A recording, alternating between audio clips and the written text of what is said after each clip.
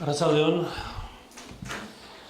Eman zidaten gaia Euskara Batuaren etorkizuneko erronkak literaturan zen, eta nik hor agertzen den hortara ekarri dut testua burututa gero. Euskara 14 galde eta 4 uste batuaz eta literaturaz. Zuekin hemen egin nahi nuken ibilbidea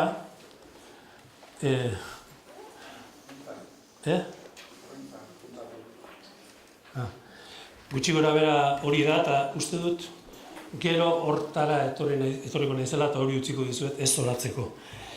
Ikusten duzuen bezala, 14 galdera agertzen dira egitarauan behartuta, titulua jarri ahal izateko, ezta? Eta galdera horietan 14 galdera agertzen dira propio.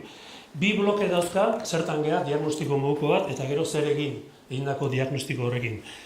Garbi dago gehiegi dela hemen esateko, baina behintzat gero ikusiko da paperean, eta behintzat utzi nahi nuen nire ustez gai honekin zertaz hitz egin beharko litzaken, zer eztabaidatu behar litzaken.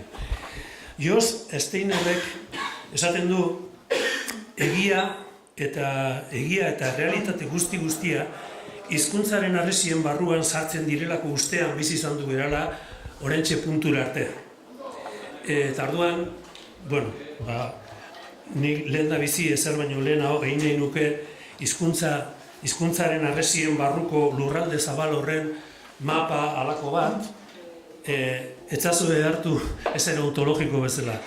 Guztiz funtzionala da eta ez dago eskalan, da metroko mapa bezala. Hizkuntzaren lurraldean, lehengo oinarrian daude, lehengo mailan daude hiztunak. Ebentualki, hiztun horiek ikus-entzule ere aritzen direnak, eta are ebentualkiago baita irakurle eta idazle ere. Hor hitz bat falta zitzaile dela somatzen nuen, eta hemen hitzen sorreraz ni baina askoz gehiago dakitenak dauden arren, ausartuko naiz idaztun hitza proposatzera niretzako. Hau, lehengo basean dagoen, oinarrian dagoen hori izango litzateke jario espontaneoaren alorra. Horren gainean, hortik sortuak, hortik isuriak, egongo litzateke alor profesionalak izango genituzkenak, ez da, zuzenbide, filosofia, unibertsitateko irakasle, etc. Alor horietako bakoitzak, ondo bidez bere diskursoa, bere erregistroa beharko luke. Eta diskursoa ez da berez sortzen. Alorreko hiztunek sortu beharko lukete profesionalek, ez da? Hau, bigarren alorra hau, izango litzateke diskursoaren alorra, edo jario planifikatuarena. Sail honetako profesionalek biak dituzte hitz egin eta idatzi, baina ez lehengo mailakoen, hau da, hiztun eta idaztunen mailan bizi planifikatua, ezta? Idazlari, jarriko nuke idazleengatik beristeko. Idazle mundu berriak sortzen dituena, idazlari idazten duena, aldala txukun, ezta? Ez dira idazleen mailan iristen, ez gara iristen idazleen mailara, baina beharrezkoa dira idazlari txukunak. Piramideen erpinean, literatura jarri dut, izatez arestiko alortzat ere jo genezaken. Literatura, esatean, tamalez edo, literatura idatzia esan nahi da, gehienetan. Zehazki prosa eta zehazkiago fikziozko prosa. Eta horrek, de facto, kanpoan uzten ditu, kolpe batean, ahozko literatura, poesia eta prosa ez fikziozkoa. Ahozkoa aintzat hartuko bagendu, idazle hitzaren pareko beste bat beharko genukela iruditzen zait, puntako bersolariak, ipuin kontalariak, kantariak akaso, alegia, hitza erabiltzen dutenak asmo estetiko batekin. Eta berriz ere barkamena hitz sortzailetzan gidari izan direnei, aldere bez da. Hau izango litzateke, hiztun idaztunak. Idaztuna da, idazten du, baina post-it bat edo e-mail bat, baina planifikatu gabe. Hizlari eta idazlariak profesional mailan, eta goian idazle, eta azkeneko gunean, otu zait, denetan txarrena, hitzezle, hitzaren ezlea. Besolari eta hori denak sartzeko. Hor, eskema hortan, eta ia uste dut utziko detala hor, eskema hontan utziko dut, lehenengo pisua, bigarrena eta hirugarrena. Vale? Eskema hortan 3 atalak geldi daude, baina benetan elkar eragiten ari dira etengabe. Eta hemen ohar bat, nere gaiaz, literatura eta batuaz, ez dago hitz egiterik itzultzaileen lana aipatu gabe.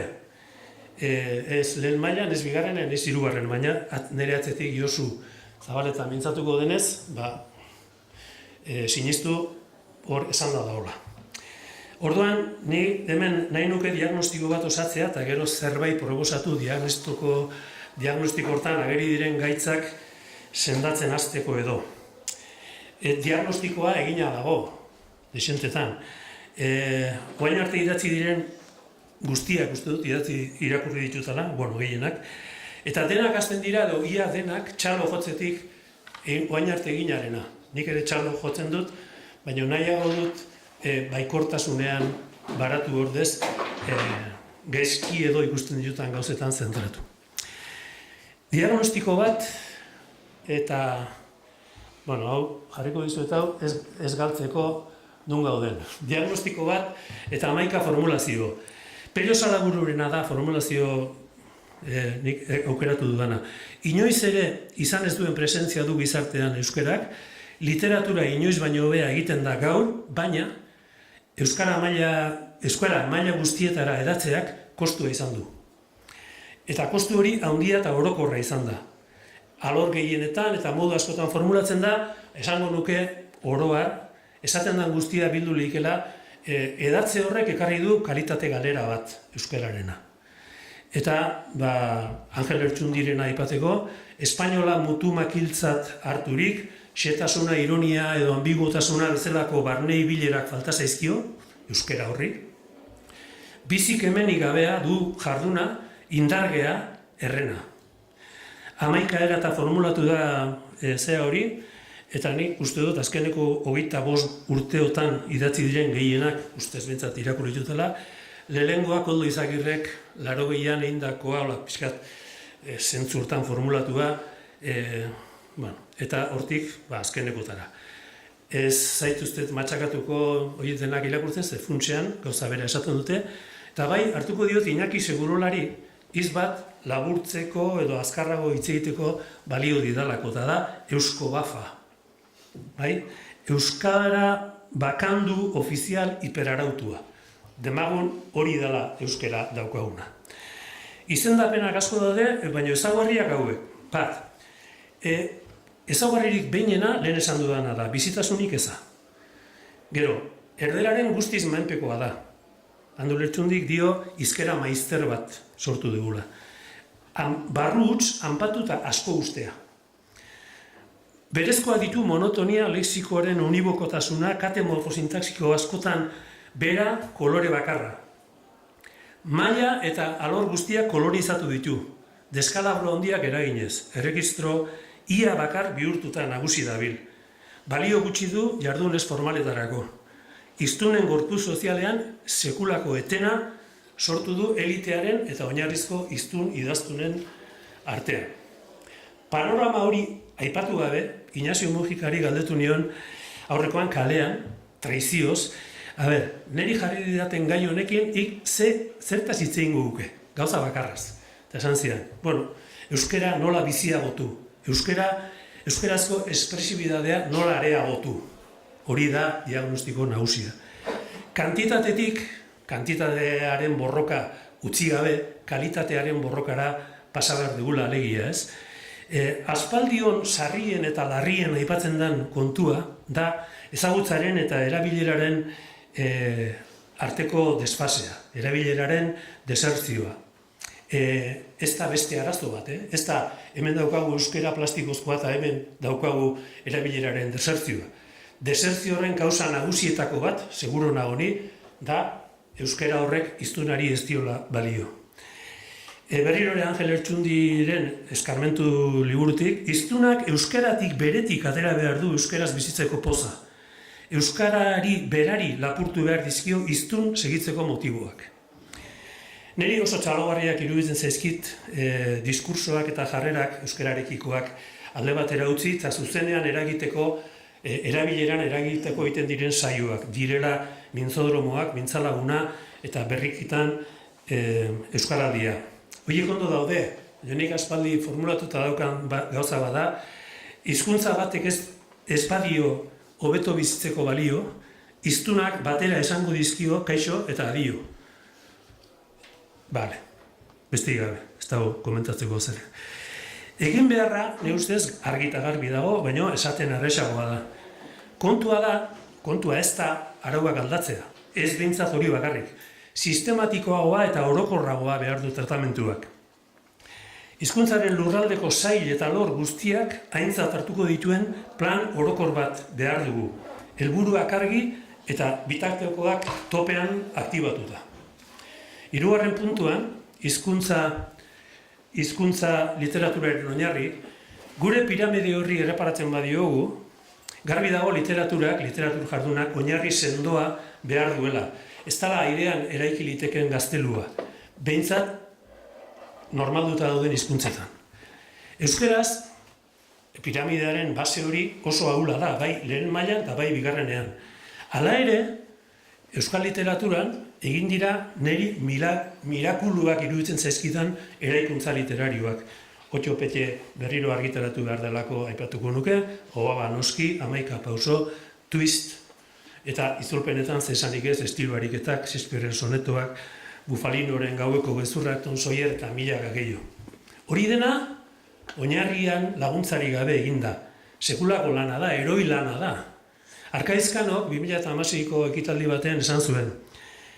Edapen urriko hizkuntza batean nekerik handiena da hizkuntzaren giharrak egiaz bereganatu ez dituen lurralde eta giroak fikzioan birsortu beharra.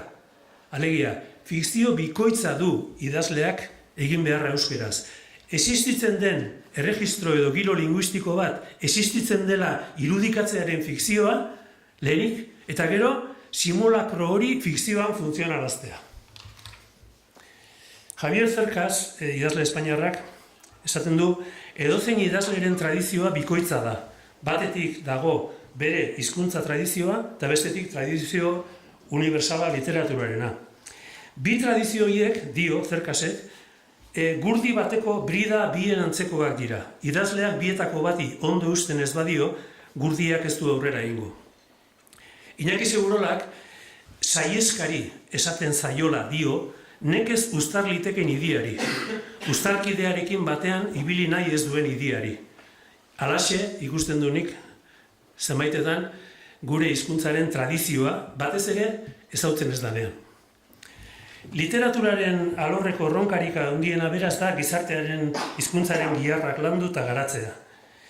Zoritxarrez, gainerako alorretan, alor profesionaletan, ez da urrik eman ere literaturan egindan ainako lanik eta aposturik egin. En fin, laugarren puntua pasatuta, literatura hizkuntzaren bizigarri. Idazle lanak, ez idazlarienak. Teorian gizartean dabilen euskera hobetu lezake. Bai bigarren sailakoena, bai hiztun arruntena ere. Idazle honek egindako lana ez da beti aintzat hartua izan, orain badirudi baietz. Behingoz jarriko dugula idiak gurdiaren aurretik. Ibon Sarasolaren ibilbidea 20 urtean, AG-etatik bitakora kuadernora oso esanguratsua da. Dio Ibonek, euskera hizkuntza normalen unibertsoan sartu dela, eta hizkuntza normaletan hiztunek eta idazlek, bereziki hiztun eta idazle eredugarriek dutela hizkuntza idatziaren jabegoa, horiek gidatzen dutela hizkuntzaren bilakabidea. Eta dio, Ibonek, bukatu dela alegia filologoen aroa, eta diot nik alabiz. Filologo majoak badaude. Ez dakit zenbat diren gaur euskal idazleak, idazle hon eredugarriak, bakitena da, idazle elkarteko kide garen guztiok ez garela idazle zentzu hortan. Kopuruz txikia izan arren, eragina handia izan liteke, baina hortarako, gaur atxagak esan duenaren bidetik, literaturan egindako lan miragarri horiek helarazi beharko lirateke bigarren estaira eta lehengo estaira. Ez dut uste egiten danik. Bosgarren puntua, irakurlerik gabeko literatura, Fernandoren egia da, ez liteke. Bueno, piramiden oinarria dira, irakurleak, gainerako guztiaren euskarri. Eta hori ere ahul du euskarak kopuru ofizialak gora bera. 6.000 ale saldu zituen Sarrionandiak Durangon, eta Pello Salaburuk dio konformatuko liatekela, erositako horieta 6.000 horietatik 700 irakurri badute liburua. Ez dakizten batek irakurri duten otio betea. Nire ikasle 20 urtean unibertsitatean izan ditutan ikasletan, batek. Zer egin orduan? Zehoz egin behar da, modu koordinatuan egin ere. Xabier Amurizak interbentzio eratu bat eskatzen du. Gaur, atxagak tailer bat eskatzen zu. Zehoze. Hortik aurrera, galdera nagusi bat, elipsian joango litzatekena, da, zer egin behar dugu euskara biziagoa izan dadin. Eta horrekin batera, nori dagoki hori egitea. Interbentzio eratu baterako apunte solteak dira. Ta, bat, euskara aldatu behar dugu. Angel Ertxundik esaten du ikusi eta maus. Ikusi eta maus minutu dira, bai. Indarrik banu, handuk, pozik aldatuko nuke euskal perpausa. Arindu esan nahi dut. Agian iraule ere esan beharko nuke. Esaldiak eraman behar ninduke ni eta ez nik bera. Esaldiak bizkortu, lexiko garbitu, harin ibili perpausatik perpausara esaldien arteko loturak freskatu. Amurizak ere gauza bera esaten du. Aldaketa asko destabidatu dira lexikoan eta sintaxian. Denetako proposapena daude, xelebre askoetatik hasi eta zentzuzkoagotara. Noraino iritsi horretan, eta hor, gure anai analitikoak dio, euskarari, euskarari bortxa egin dakioke noski, eta egin behar zaio, egiten zaiona baino gehiago, bide honean esan nahi dut, ez daki esaldi normala egiten. Baina, bortxa egin behar zaio, baino kontra ezin zaio egin, gu baino gehiago data. Bueno, hori, hor muga jarrita, litekena da, euskara tresnan aldaketak egitea. Tradizioarekin zein behar dugu, Zerkasek esaten zuen, bi tradizio. Bueno, eta esaten zuen berak, sinvergüenza, erabili behar dugu lanik, hortarako formulazio badaukat. Eta da, egin behar dugula, tradizioa ez gurtu, baizik, egurtu. Gure komunikazio problema nagusietarako soluzioa tradizioan dago. Eta tradizioa ez dugu ezagutzen. Ez du ezagutzen lehenengo pisuan eta bigarrenean. Letra kale kantoitik eta hitza asti bi aipatzearren, por supuesto, azku eta bat, ez daude eskoletan, ez daude inun, liburu biek, ze Kristo egiten nahi gara. Bai? Bueno, horra erronka bat, de eredua bukatzen danean, ezagutzen ditugu Kijote eta bat, ondo dago ezagutzea, baina ez ditugu ezagutzen Peru Abarka betirizaz, benetan diotzuet, ez dira ezagutzen. Horrek asko mugatzen du idazleen lana. Erregistroak ugaldu egin behar dira, erregistro ia bakarrean eta tristia nahi alako, ez da? Bale, Angel Ertxundi berriz. Eredu bat falta da euskara batua iristen ez den plazetan. Ez dago euskalki buruzko estrategiarik. Gazteen hizkera noraezean dabil eredu jator usteen barrena. Eta Salaburuk, berdin zaigu hitzaldi bateko mintzaira, egunkarikoa, lagunartekoa edo 5 urteko neskatiko bati egiten dioguna. Argota, zein behar dugu argotarekin. Eta badaukagu baliapide handi bat erregistro formalak lantzeko, defizitek handiena daukagun hortan, eta da Itanoa. Beldurra ematen diz, Itanoa hartu eta azten bagea beste arau antzu bezala ematen, jolas moduan eman beharren, ez dugu ez ere egin. Tokian tokikoa sortzen dira, jergak eta sortzen dira, nola nazioratu behar dira horiek. Ez dut uste tailer bat hor, jarri behar da fabrika bat osoa, martxan. Euskalkiak zertarako eta zertarako ez? Bueno, euskalkiak euskara batua bizitzeko bai, baina euskalkien adabakiez, adabakiz osatutako esperpento noraezeako zehatzeko ez. Eta askotan nik euskalkien modatzen naiz informalki, esaten danean esan edu euskalkien paripea eginda. Ni be, jakixat, horraino, jakixat. Bueno, tentuz euskalkiekin. Ahozkoa batzen, hauek, besteik gabe likidatuko ditut, ahozkoa batu behar da, mesedez bai, ahozkoa batu behar dugu. gure anaia berriro bere esaldi katramilatu bietako baten, bitxia da ezenez kuriosoa, zein bat datozen gehienetan ahozkeria jatorra eta erderazko mortala, gure anaian estiloa. Batua behar da, bai. Ahozko estandarreako arauak ez dakit behar ditugu, baina orientabideak bai. Eta ni oso preokupatuta nago personalki prosodiarekin. Amorratzen nau, kanpora joan da, euskeraz ari gehala, espainola gehala igertzen digutelako. Eta uste dut jo beharko dugula pixka kantariago izatea. En fin, ahozko literatura ez dugu sartu, bertsolarien eredua hor dago, eta uste dut egin beharko litzakela, bertsolariek, bateko bertsolaritzakin egin dana, saiatu beste generotan. Hortako sortu zen mintzola, baina biztan da frakaso bat izan da alde hortatik ere. Eta ni dakitala hortan lan latz egin duena, hemen dago, Xabi Paia, eta baino bakarrak ezin du lan guztia egin. Teknologia berri buruz zehoze esateko goa baneukan, gustora esango nuke, nola ahozkoa eta idatzizkoa ari diren lehenaz gainera nahazten, baino, eta hori ez dela txarra berez, ahozko testu idatziak, espertoak diote, idazten dugunean emailen eta prozeduraz idatzizko mezua direla, baino barne moldez behar dutela izan ahozkoak. Badakit ahozkoa eta idatzizkoa nahaztea sin maz txarra dela, baino kon maz ez da txarra. Bueno, orduan, bukatzeko. Handuk egiten duen galdera bat. Jarriko algea behingoz. Euskararen orubean, eta kostata Euskara Batuaren etxea eraiki dugu. Eta iruditzen zait, egin dugula etxea espazio bakarrekoa. Eta bertan egiten du jan, edan, lo, lagunak errezibitu, gimnasia eta dena. Eta orduan, nik uste dut ez dara erosoa. Eta lehen hasi beharko benduke etxe barrua ganoraz antolatzen. Sukaldean nun, zenbatekoa, logelak, zenbat, egongela, ganbara, sotoa, alakorik bada bentsat. Erantzun dizuna denen ona da bai, baina ez neurri berean. Nik uste dut, edabideak eta hezkuntza sistemak norbaitek arrastoan sartu behar ditula. Eta nola nire buruari zin egin diodan, publikoki hitz egiten duan bakoitzean, Euskadi gaztea aipatuko dudala, ze eskandaloa da, inork ez konturik hartzea medio horri, besteak beste.